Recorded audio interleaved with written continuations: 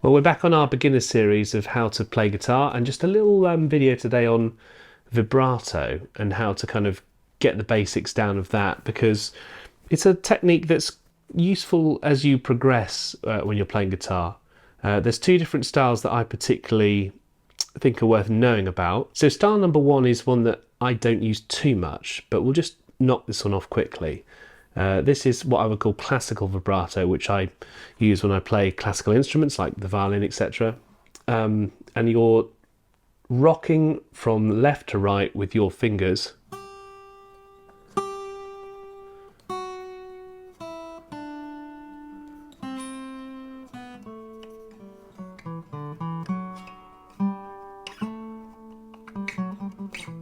It does sound really nice, and it kind of simulates the voice, I guess.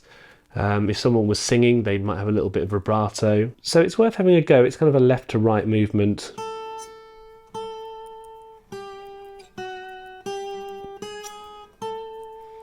And I guess the hardest finger to do it on is the fourth finger, if you're not used to doing it.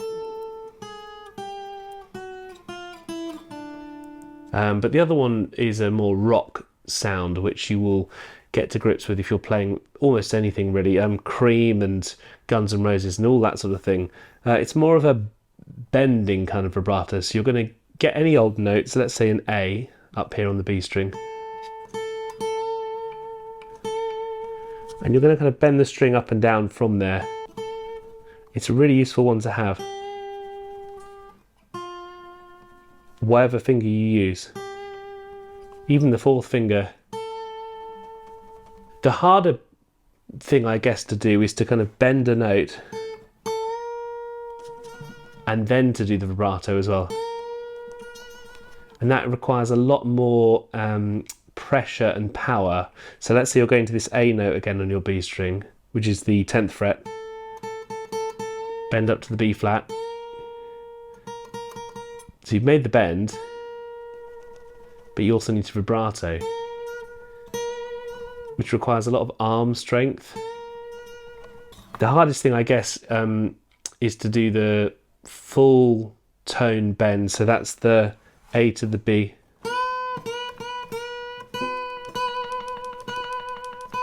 And that is harder on the acoustic than the electric, because of course the electric has a lot less tension on the neck.